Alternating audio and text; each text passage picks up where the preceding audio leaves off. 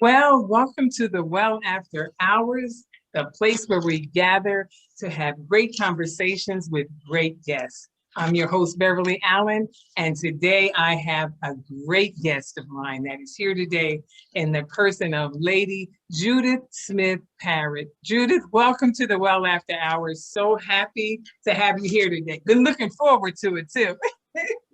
Glad to be here. Thank you for the invite. Oh my goodness.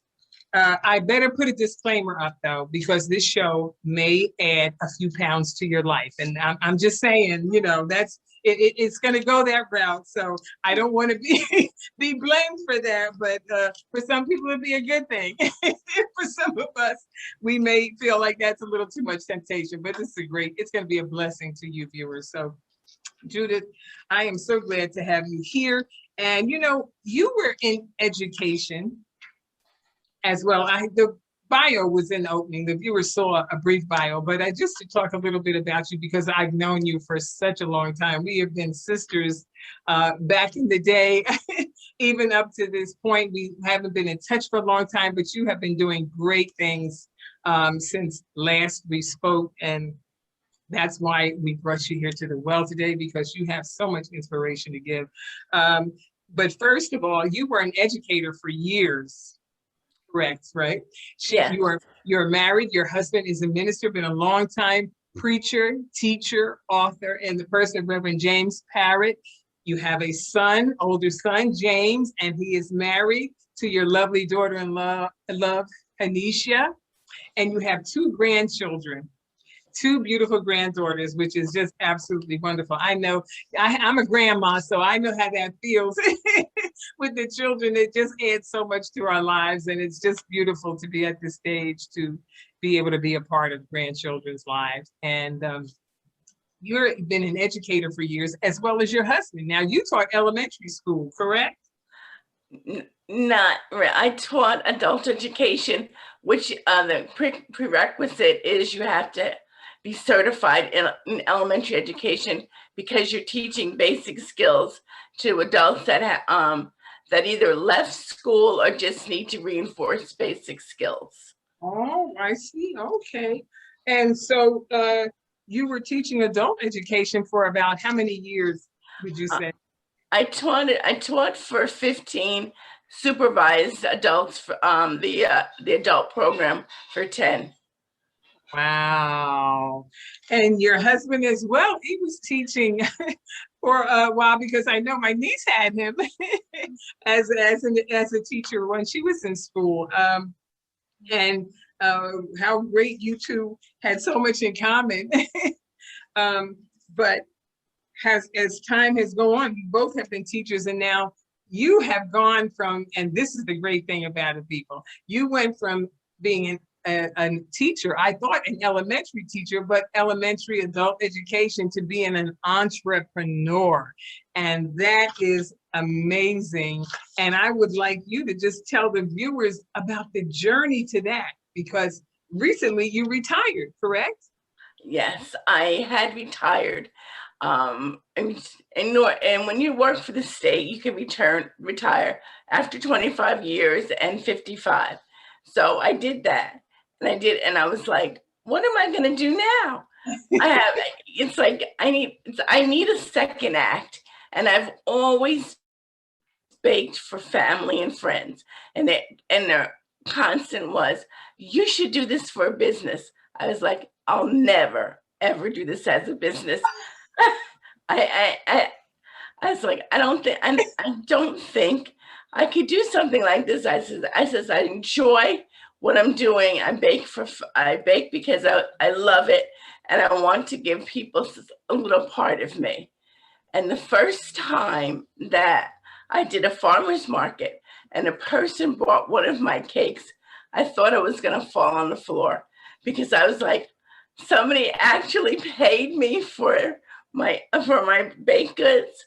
And I was like, I really can do this. And I thank God it's just for the growth. And I look back to when I first started, which was a little over 8 years ago. And I look to where I am now, and I'm like, the journey. Wow. That is amazing. And wait a minute. So you retired how many years ago? In 2010. Oh, okay. That wasn't that long ago, actually. And you know, the reason I say that, because you, and this is what I hope the viewers, you know, get out of this too, is that you were thinking about things you wanted to do as you neared your retirement phase of life, right? And you had said one time, which teaches us never say never, that you would never be doing this for a living. But the thing that you used to love to do, because obviously you love baking and all of that, and became so good at it. I mean, I don't know what formal training you have, but all I know is from all the things that I've tasted that you made, you could have graduated from the Sorbonne or in Paris or someplace, but because your skills are so excellent. I mean, the taste of your food is second to none. Your baked goods are just awesome. Thank you for such kind words. I learned from grandmother and aunts. And that's basically where I have to say it came from. Sometimes when I wanted to learn how to do something, as they say, you call on your ancestors. and all of a sudden I hear Ma in the background saying, you need to add a little more of this, or you need to do this, or why don't you try it this way? And I'm like, okay, thank you. So I can say I learned at the foot of my ancestors. Wow. But you know, but then having learned that, I mean, from whoever you were ever in the kitchen with and taking notes, you took some good notes, and how you probably have even added some of your own experimentation to it. Yeah. Sure. That one thing is, I say baking is a science, so you can't. I'll try to add different flavors and different textures. As I say, I'll try anything once, and then some of my biggest I feel my biggest mistakes have been some of my biggest successes. Say that again. Please say that again. My biggest mistakes have been some of my biggest successes. Definitely. Awesome. One of the cakes that people love is both. I have two: the hummingbird cake and the lemon cake.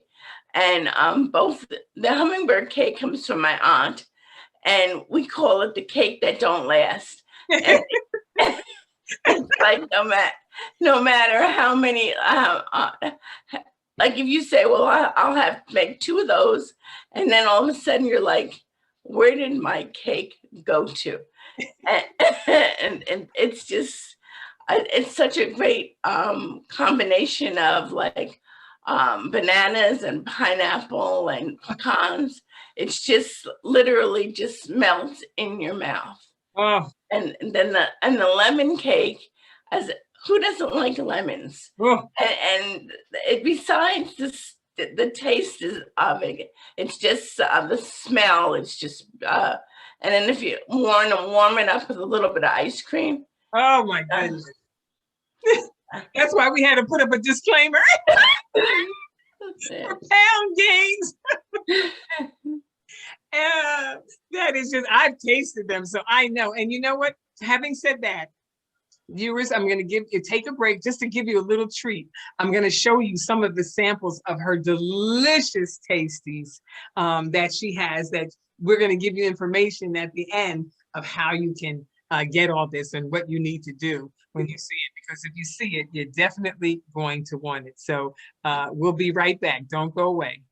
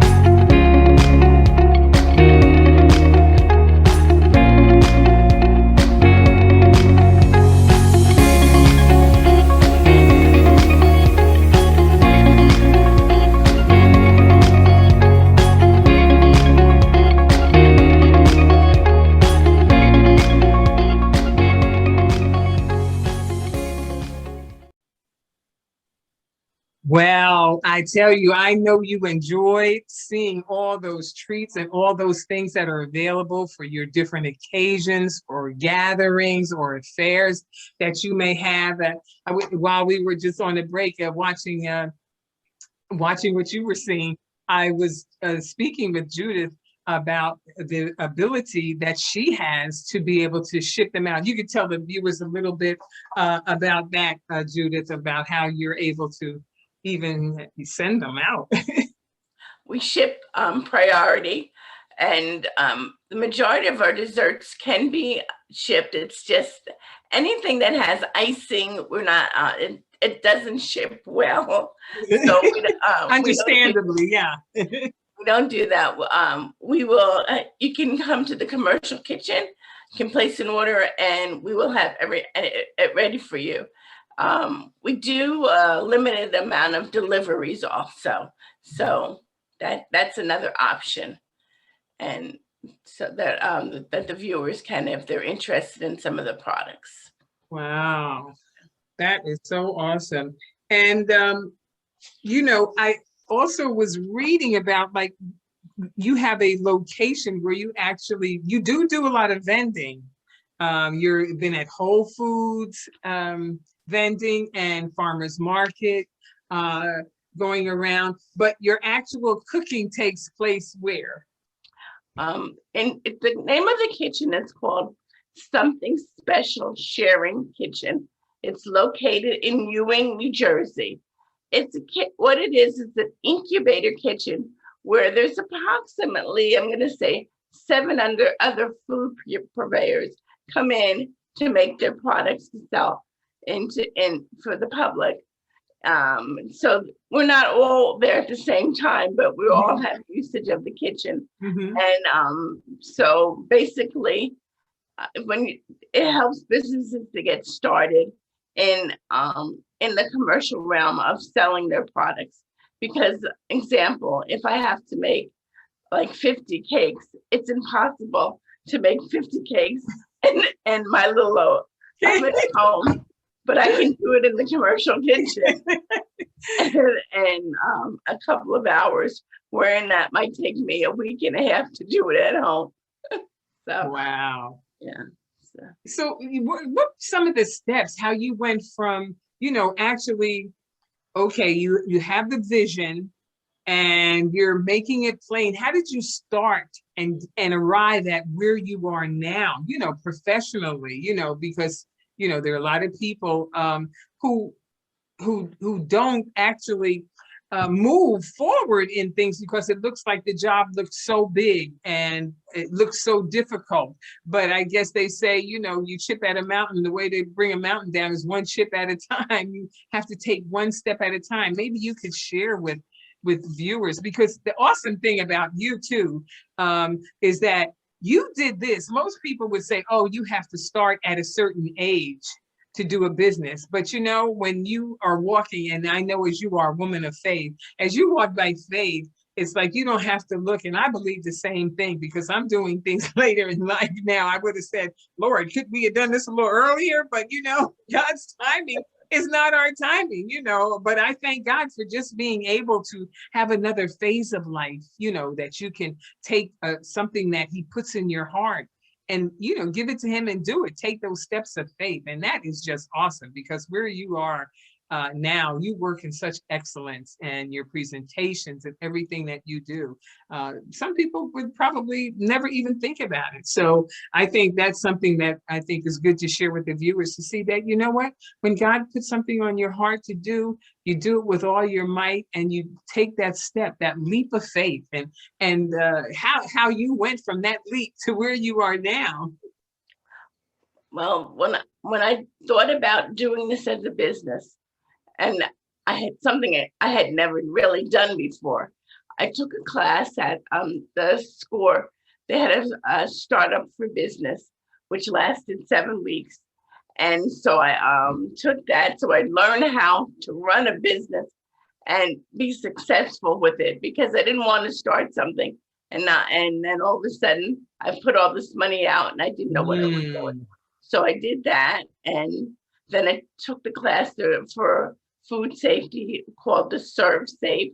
I took that class, so I knew how to make sure that I was hopefully not making anybody sick with my so. And then I started out doing one farmer's market, and from there I met some people who made some suggestions that they invited me to do some county fairs. And then from there, got into another couple other farmers markets.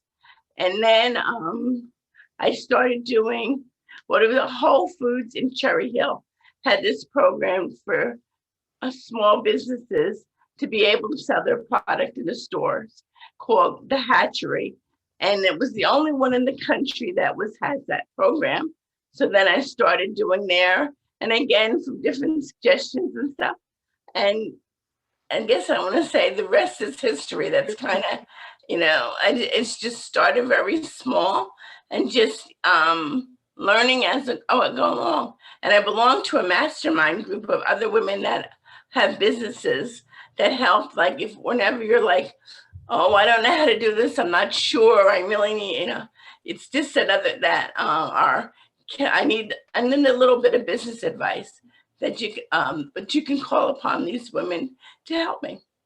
So those are kind of where I am. Wow.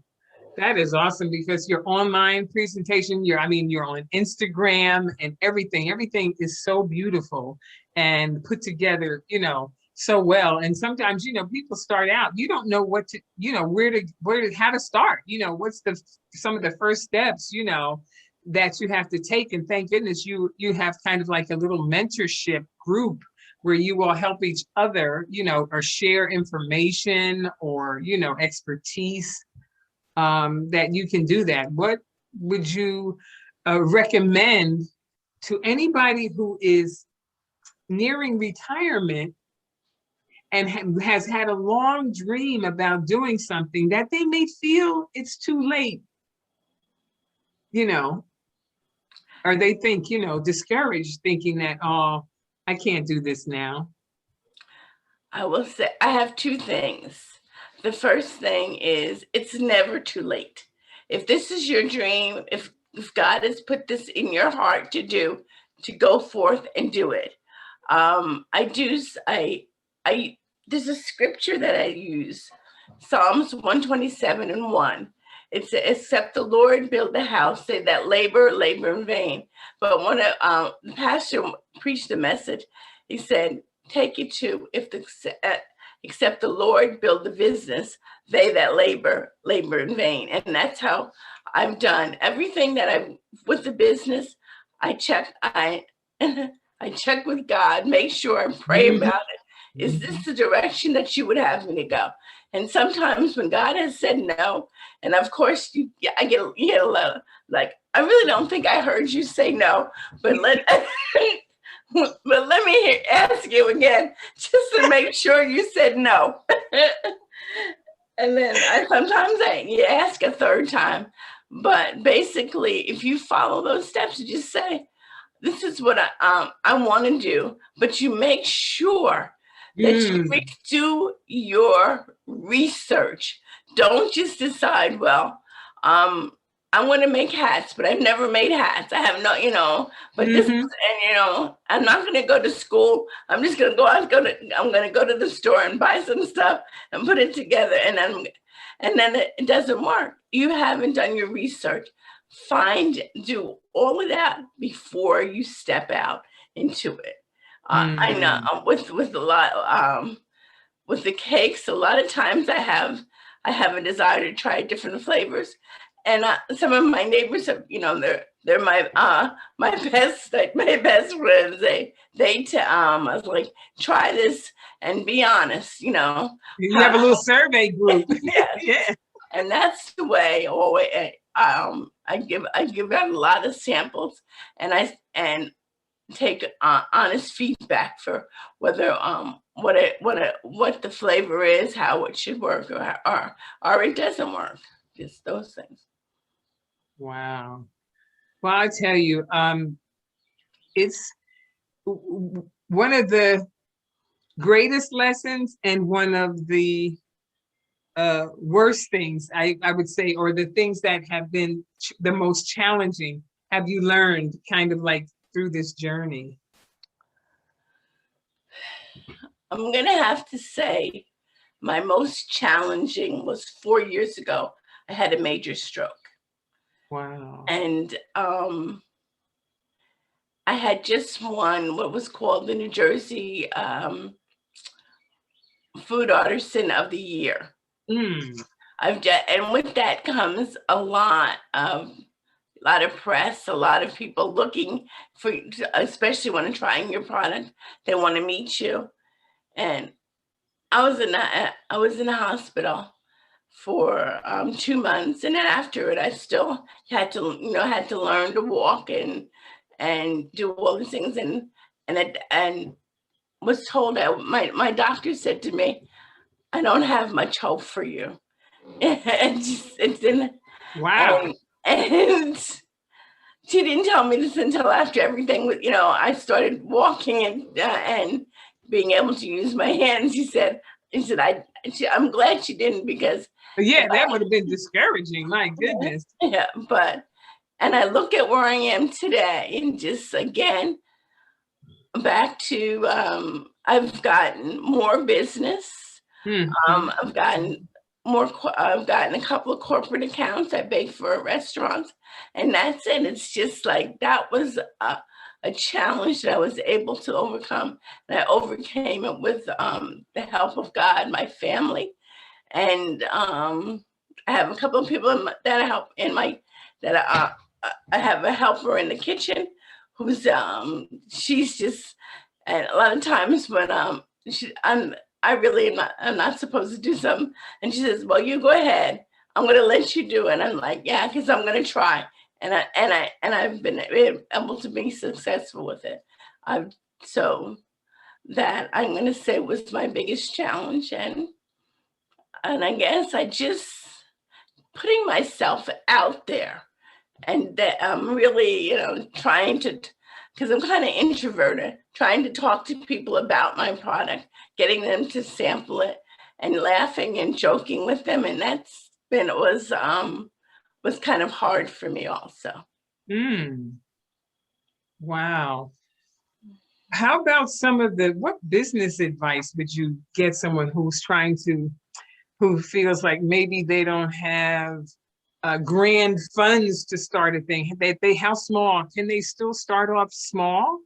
Yes, I started my business with $50 to go buy a license.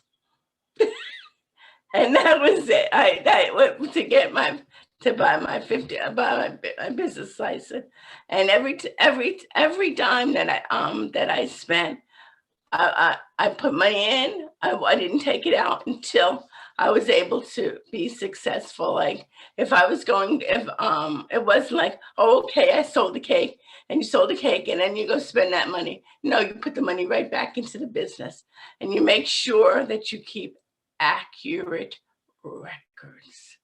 Don't, do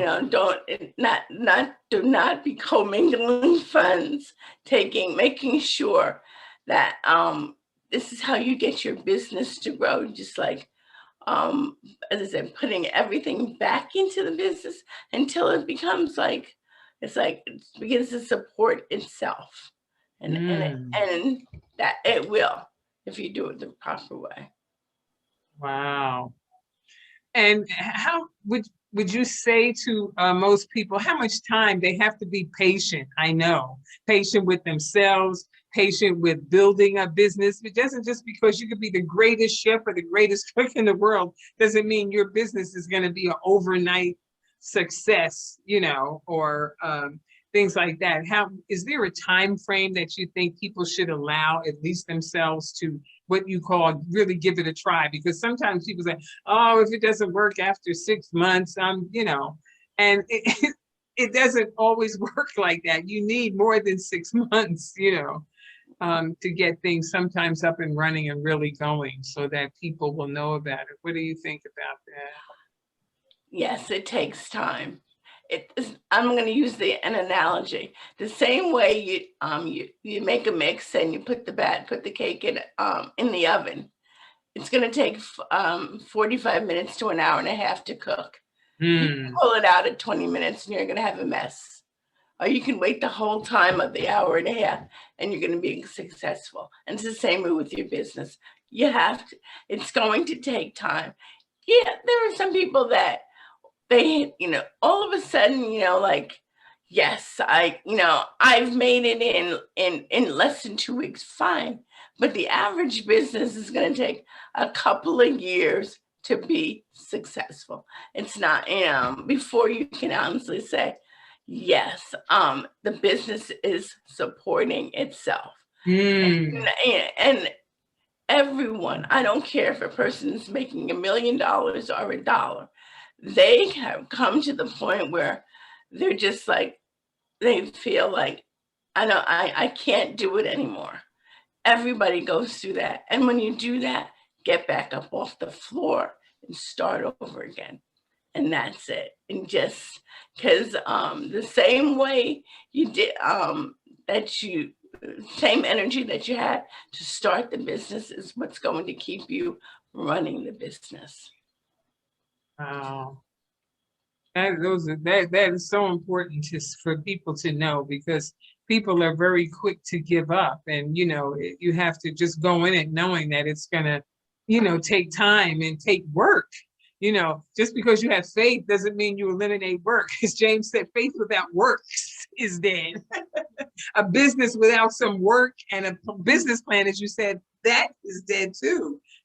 So it's so important to know that. And you've also pointed out that if you don't have to have a lot of fun. Sometimes, like you said, if people would do the research first, sometimes they're discouraged before they even do the research to find out all that it would take and how they can actually do it, is in steps or bites at a time. So I'm sure like you're the perfect person to say, because like you said, you started out small. It didn't just grow to where it is now overnight. No, it isn't. And it did. It took work. It took work. And then always looking at the end game, looking at where you want. It's like, where do you want to be 5 years from now? Where do you want to be 10 years from now? And you keep projecting the play.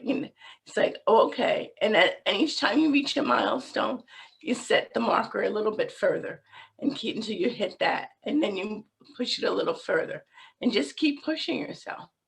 And one of the things is you're never too old to start. A lot of people don't start their businesses until they're at least 50 years old. Like, it's like the second half, and it's kind of like, it's something that's in the back of your head that you've always wanted to do. Why not? Just go ahead and try it, and that's it. As Nike says, just do it, right? and then also too, what you also have shown is how creatively you have your business. You don't have to have people say, oh, well, rental space is so expensive, and trying to get a place to start a this. Listen, you have the commercial kitchen where you can actually, which is, to me, I think that's just brilliant. You've cut down on cost and overhead, and your business has already been set up online. I mean, even through the pandemic, you can still send out certain things to people, and being that, especially with a lot of the vending that are in places where people could still go, because they still had to go to the market, they still had to buy food, and being there and even practicing, they could still practice social distancing, the way that the supermarkets are set up for entry, and exit out of places, and how they operate. So you were really right on point. To even have that online, were you online right away when you started your business? I've always had a presence on Facebook and Instagram. I've always had it, but through the pandemic, which is been very helpful, where I've gotten new customers because they found me on Instagram and on Facebook. So that, and it kind of, I don't like to say it helped, but it did. It helped. It kept me afloat. Where in a lot of places had to, especially food businesses, had to close down. I was able to still sell my product to some new people who hadn't seen me before, and I also was able to. I sell my products in a catalog of people at all across the country who don't who I may never meet, but they just purchased the cakes through the catalog, and that was another thing that that happened through the pandemic. Wow. And the pandemic has really opened as many doors as people may have said closed doors, because it's taught everyone another way to do business, and people were home. A lot of times all they had time to do sometimes was surf the net in between, looking for different things. And, like, and then they had Uber Eats where they could deliver, front door delivery, drop off. It's just like so many things that it's amazing how things go. Like one area could be flourishing while another area, is decreasing or diminishing. So you can't just say, oh, I can't do this or I can't do that. But there's so many creative ways. And I think that the pandemic has taught many of us how to do things differently and to be set up, for to meet people's needs, because it's the way it is. It's kind of service oriented. If you can meet the need, you got a great business. That's it. You're right about that. You just have to meet people where they're, it's just like, okay, well, let's try plan B. And that was it. And plan B for myself worked out well. Yes, absolutely. Oh, and that's a great point. Like you said, you have plan A and plan B. When did you make like two separate plans when you started out? Like, I'm going to do this, I'll give this much time to it, or how did you figure, like you're looking maybe kind of long term, what you would do, your approach? What was your approach to that?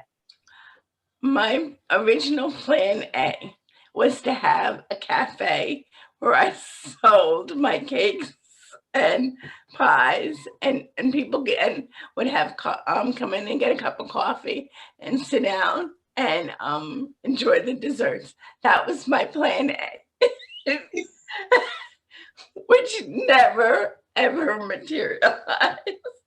And then I'm glad plan A didn't work out, because I don't. Isn't that something?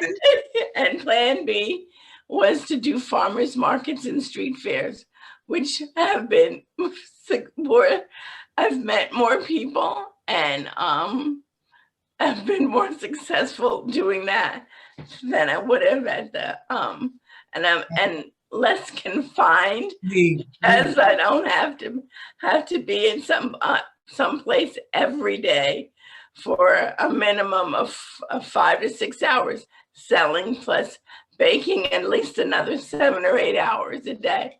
This way, it's like you do the baking for the affair, and then if you want to take off the next day and go to the beach, you can do that. But if you have a brick and mortar, you can say, well, I'm going to go to the beach. But you can rest assured, probably by the end of 3 months, you're not going to have a business. Yeah, so this way, So true. I can take off when I get good and ready. It's like, and if I don't feel like doing the farmers market, it's like, oh, I'm not doing it. But if I had a freaking mortar, it's like, you got to open that door, whether you want to or you don't. So I'm happy with my plan B. I know, my goodness. And it's so great too, is because you don't have to have high advertising costs, because people always come to the farmers markets. they're always looking for it. And then to have that extra added on there while they're getting their healthy veggies and their fruits and other items that they get. Listen, and then to see that sweet dessert table, I mean, that was amazing. To be able to go there and see, and the way you have everything presented, which the viewers saw in our little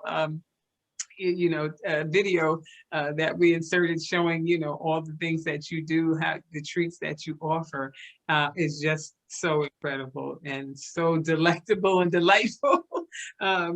For those that you even allow people to have a little sample of it. And my goodness, that lemon cake, oh my goodness. That is, I don't know. There's always an ingredient, and I'm sure, like you said, like they used to say in some of the movies, like, I could tell you, but I'd have to kill you after I tell you. There's always an ingredient, no matter what the cook gives or chef gives, and you try to imitate that. There's something that they hold back that's like the secret that makes it really so special. And I love lemon cake, and I've had different lemon cakes, but your lemon cake has something in it that we'll never know. It's some secret ingredient because it is just phenomenal. Yeah.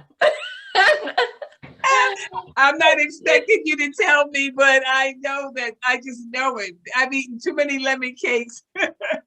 And after having had yours, I know that there is some from great grandma, somebody handed down something, or either you experimented and tasted and tried something that was new, because it was just so awesome.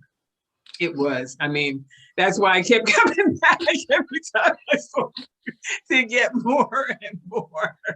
Wow, that is just terrific, though. But everything that you have done that has brought you to this point, and your online presence, I think, and sharing with the viewers, they actually get to see someone in action who actually, by faith, took those steps, and actually started and was consistent. And maybe that's something to speak about too, is the consistency of something showing up. Like if you were so great in being consistent with the vending in the farmers market, that people began to just look for you, well, look for your table, Judith Dessert Boutique. That's such a beautiful name. Maybe you could tell us the little background story on on how you named your business too. The naming of my business came because I wanted it to be like when you go to a boutique, like, and you're picking out, they have all different types of dresses and pants and blouses. They have a little bit of everything. And I said, I wasn't going to just sell cookies, or I wasn't going to just sell pies. So I said, I wanted it to be like a little boutique, but for a boutique for desserts. So that's how it began. And I felt it was very important, not just to have my face, but to have my name. I wanted to distinguish it from everybody else's, because bake shop, I wanted it to say Judith. That was so important to me. So that's how I got the name Judith's Dessert Boutique.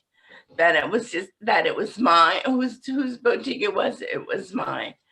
And how I with the cakes and stuff like that. It basically, I'm going to say what I'll talk about is in the lemon cake. It was a long, hard process to get to where it is now.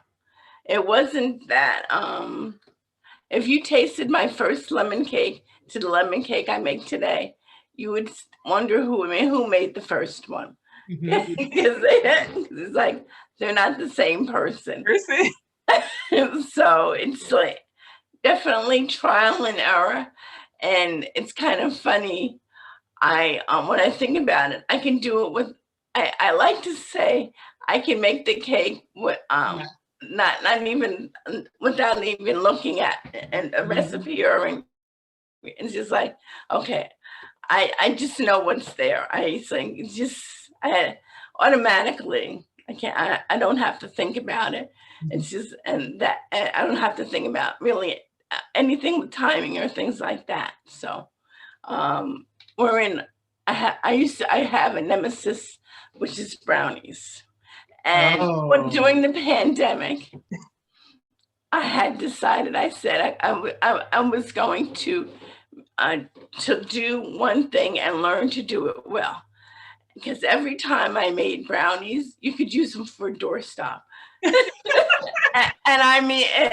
that was the nicest thing I could say about my brownies is like, well, you need it'll keep your door from closing. And so I decided, I said, I am going to learn how to make brownies. And it took me several mess ups. There was a lot of brownies that went into the trash. And I was like, okay. And when they finally got them to do what they were supposed to do, it's like, now I've done it. And then so a friend of mine said, oh, when are you going to put them on your menu? I was like, they're not going on the menu. I just needed to know how to make them. I want to be able to say, and people ask me if you can make a brownie.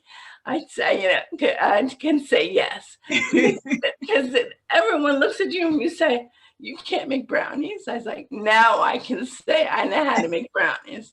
I'm not selling them. I know how to make them, and I'm happy with it.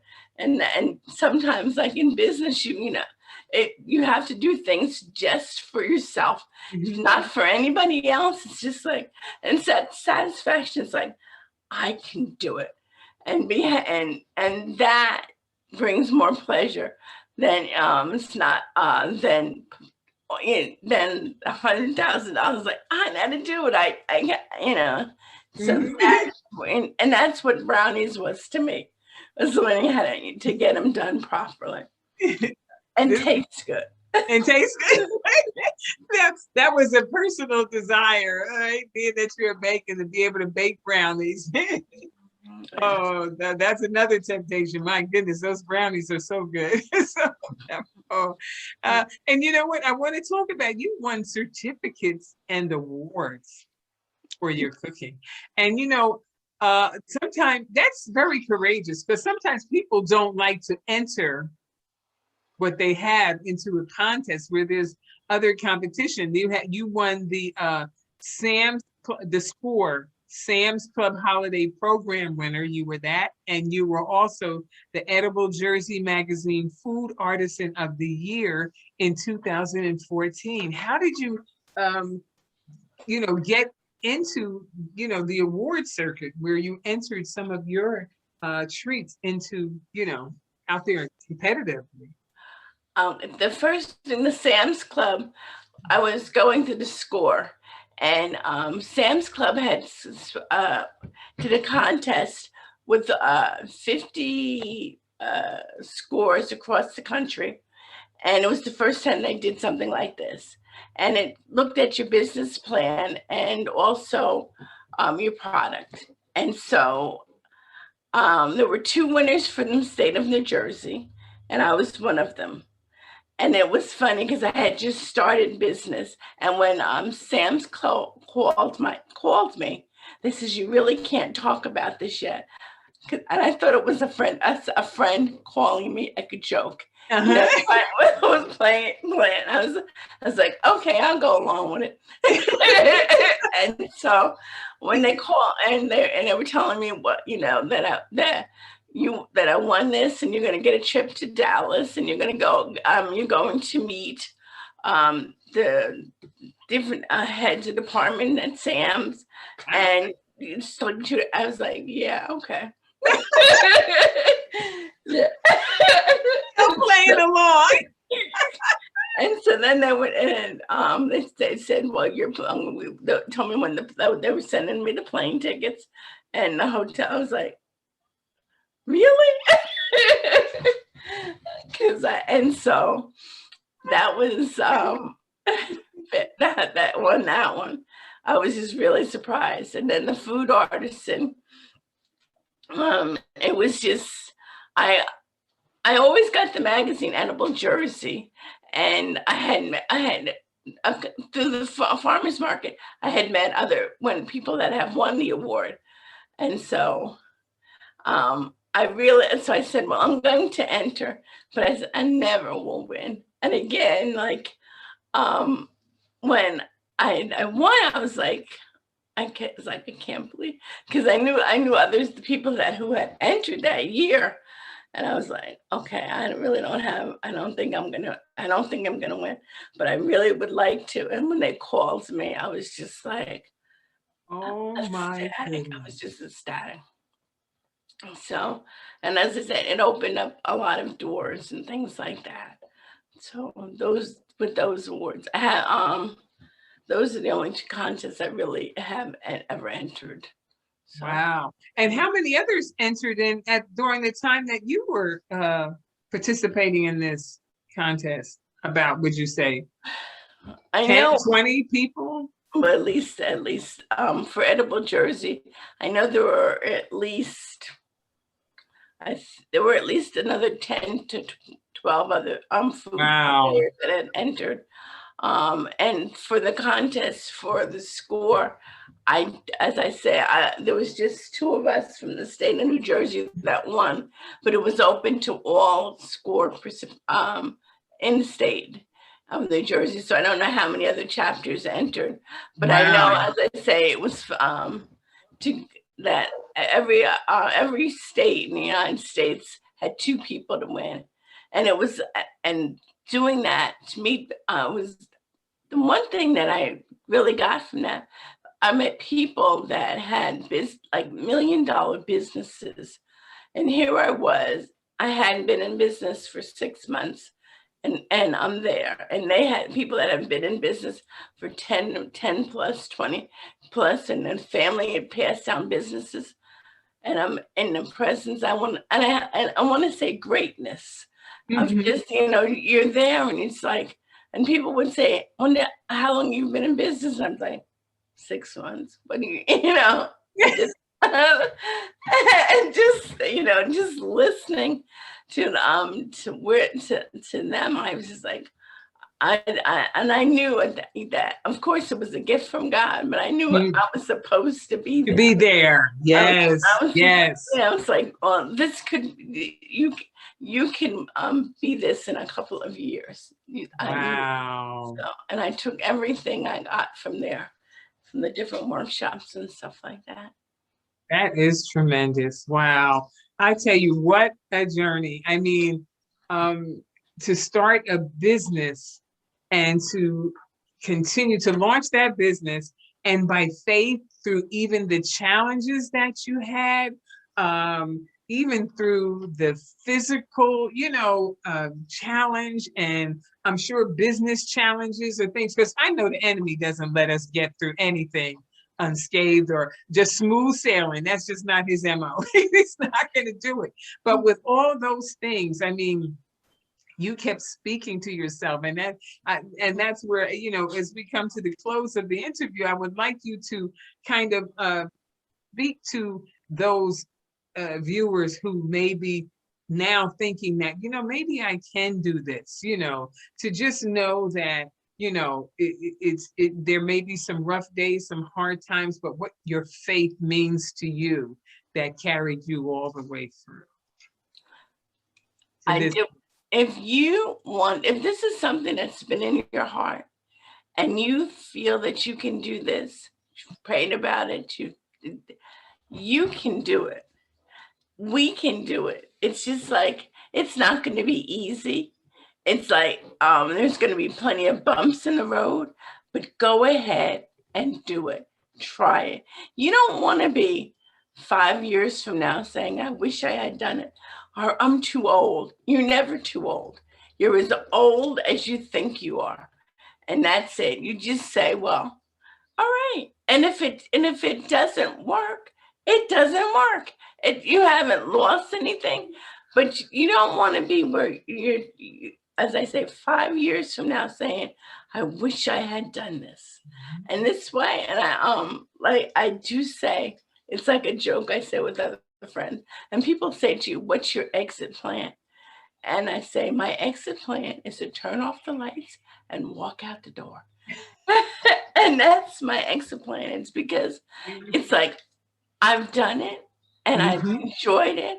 Mm-hmm. And now it's time to do something else. And Mm-hmm. it's not wrong.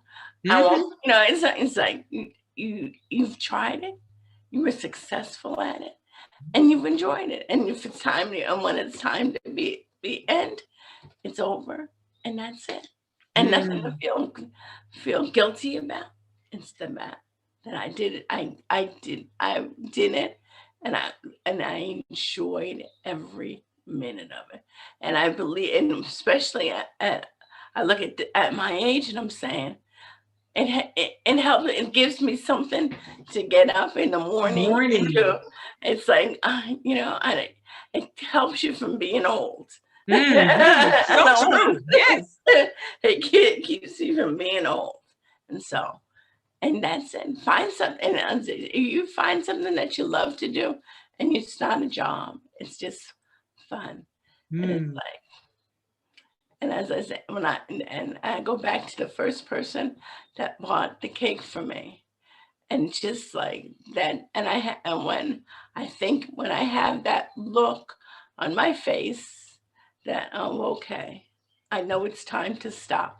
As long as I have that, every time that person that bought my first cake and saw his face, I am just like, as long as I see that, I know it's time to Mm. continue to work at it, continue to strive to be the best. That is so wonderful. Judith, this has just been so wonderful to see you, to hear you, to know, how the Lord has brought you through, overcome, and continue on. And what he put in your heart to do, you do it with all your might. And look at where it is. I mean, it's just amazing. There's people can be left without no excuse by saying, they can't. You can. It's just a matter, are you willing to work?